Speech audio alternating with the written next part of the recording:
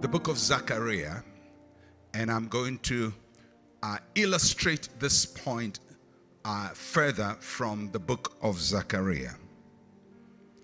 And Zechariah chapter 8, verse 12. Zechariah chapter 8, verse 12. And this is what it says in Zechariah chapter 8, verse 12.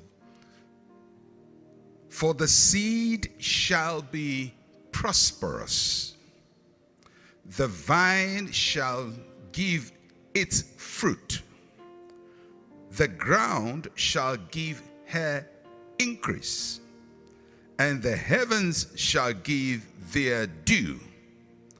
I will cause the remnant of this people to possess all these. So God is speaking to a particular people through the prophet Zechariah. It's just important as a background to understand that Zechariah and Haggai were prophets of God about the same time. They were prophets of God speaking to the children of Israel who had returned to the land after captivity. And these were the men that God used to speak to them, to encourage them about the new thing that he was doing. Israel's first temple was built by Solomon and destroyed when Babylon captured Judah. And so now people have returned. Captivity is over 70 years after the captivity, and they want to build the new temple. The project of restoration of the nation or of the city of Jerusalem and the nation of Judah is led by Zerubbabel, who is governor. Joshua is the high priest, and Zechariah and Haggai are important prophets of this period. Now, both Zechariah and Haggai are young men. Now, when you hear their name, you would think Zechariah means he has a long beard. Haggai means he has a long beard. But these are young people that God called to speak into the destiny of a nation, to a people who have been devastated. And I have gone to this prophecy because it mimics the time we live in, when people are returning to recover something that has been lost. And God wants to bring about a restoration, and he speaks with that imagery that is relevant for this season and for our fruitfulness. Most of Zechariah and Haggai's prophecies had a double focus. They spoke to the period they were in, and then they spoke to a future period. So part of what they said corresponded to the struggle of the people at the time. Part of it was pointing to the coming Messiah. So these were messianic prophets who spoke about the future whilst also addressing a contemporary situation. So they spoke about a past disaster, future blessing.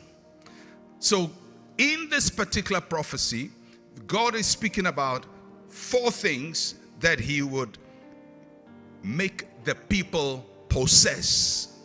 4 things that he will make the people possess. The first thing, he talks about the seed. The seed. And he says the seed shall be prosperous. That's the first thing. He says, I'm going to give you seed. Then the second thing he talks about is the vine. The vine. And he says the vine shall be fruitful. You know, when I read the scriptures, I'm very particular about words, what they mean, why God doesn't use the same words, why he's using different words. What does he mean? What are the differences? Because that's how you begin to understand what the Lord is saying. So he talks about the seed, he talks about the vine, and then he talks about the ground shall give her increase. So the ground, increase. And then finally, he talks about the heavens. the heavens, and it says the heavens shall give the dew. So if you look at these, there are two things here that are in correspondence and two things here that are in correspondence. The ground and the heavens, the seed and the vine. The ground and the heavens, the seed and the vine. The ground and the heavens are together, and the seed and the vine are together. We don't create ground, we don't create the heavens, we don't have control over them, but we possess seed and we can influence the vine. So there are some things that are beyond our control and some things within our control. That's what God is saying. So I want you to listen to prophecy again with this in mind. So God says, for the seed shall be prosperous, the vine shall give its fruit, the ground shall give her increase, the heavens shall give their due. I will cause the remnant of this people to possess all these. So God says, I would give these four elements as a possession to my people. My people shall possess all of these things. Now, in sequence, you don't start with seed. Although the sentence starts with seed, you don't start with seed. Neither do you then go to vine and ground and heavens. In sequence, there is the ground, but the ground is barren. So in sequence, it really starts with the heavens giving the dew. So the dew is a result of overnight temperature differential in Palestine. In the night, because it gets cold, in the day is very hot. In that differential, there is moisture. And that moisture is for the plants. It's for the land, the ground, and for the plants. And God didn't say in this passage that he will give rain. That's not what he said. He didn't say, I will give you rain. Rain is in abundance. But dew is always soft and it's proportionate. Dew is needed every day. When it rains today, the effect of the rain can continue for about a week or for a month. But dew is only for the day. So when we read the verse, morning by morning new mercies I see, it is God providing dew. You cannot store dew and harness dew. At least at that time, they didn't have the technology to do that. So every morning, you have to trust God to do something, to give you dew. So God says, I'm going to bring you to a place where every morning, every day, every season, every moment, you trust me, I will give you dew. It will not be rain. It will not be a river. It will not be a lake. It will be dew. It will just be sufficient for the moment. Give us this day our daily bread. They went for the manna every day. And the Bible says the manna was like dew on the ground. And the people were supposed to collect and go back the next morning. When God is bringing us to restoration, he doesn't give us everything we need at the same time. He starts by giving us the dew, the moisture that is required for each day. Gentle drops forming every dawn, pouring out. Just enough for the earth and for the plants.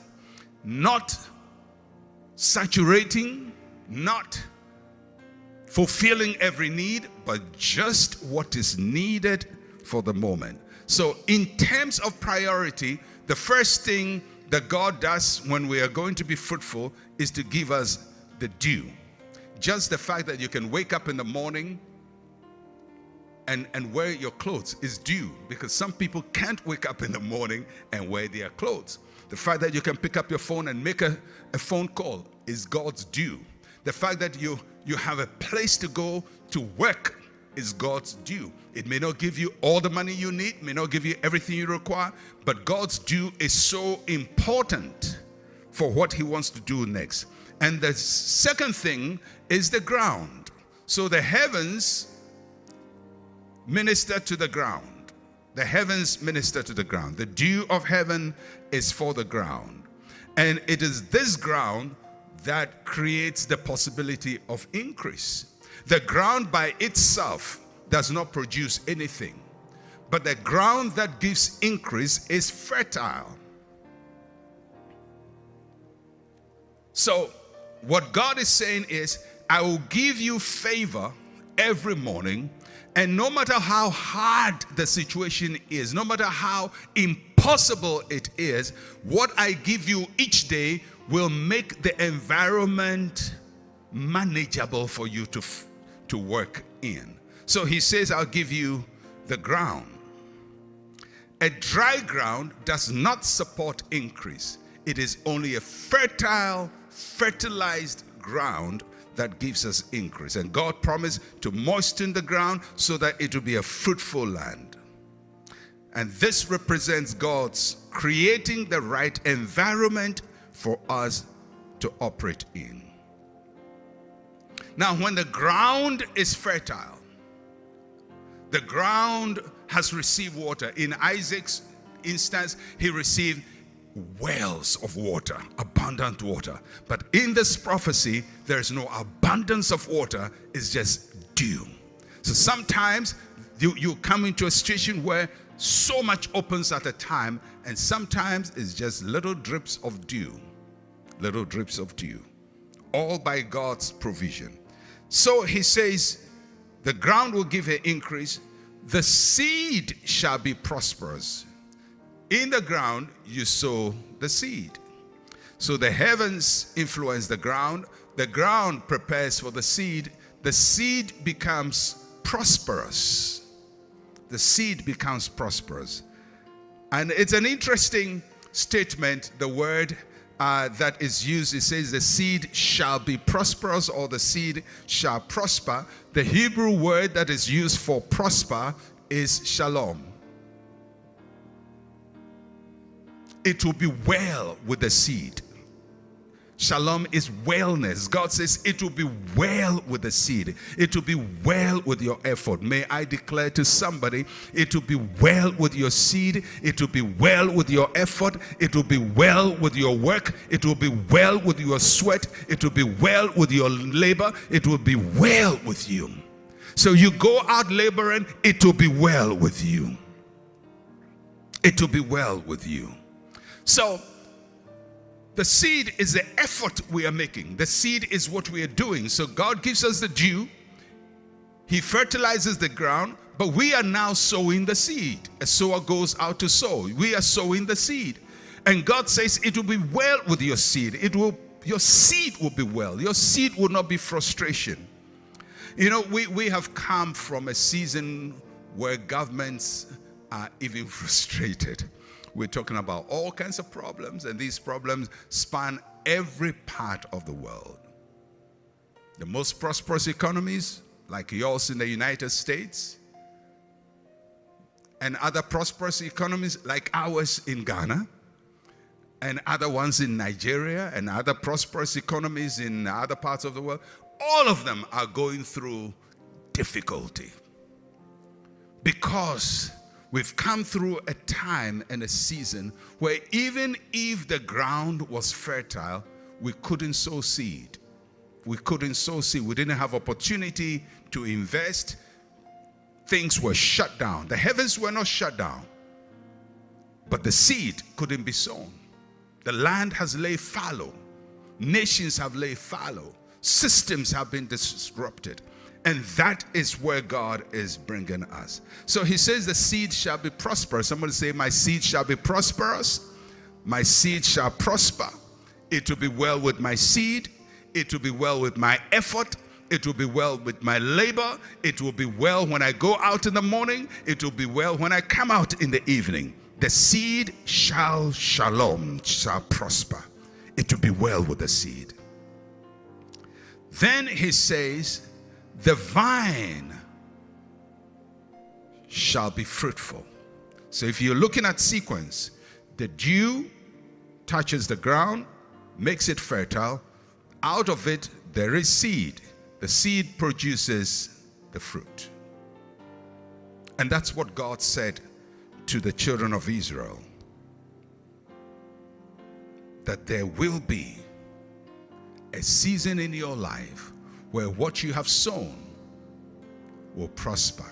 The interesting thing about a vine is that it is not sown with a seed like corn is sown with a seed. The seed of a vine is normally a stem or a part of the tree that is replanted.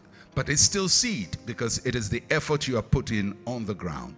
And God says, when you plant, you will receive fruitfulness. But the fruitfulness does not occur by itself. The fruitfulness starts because there is a dew from heaven. The dew from heaven hits the ground. The ground inspires us to sow our seed. And when we sow our seed, we'll become fruitful. May God give us not only short-term results, but long-term results.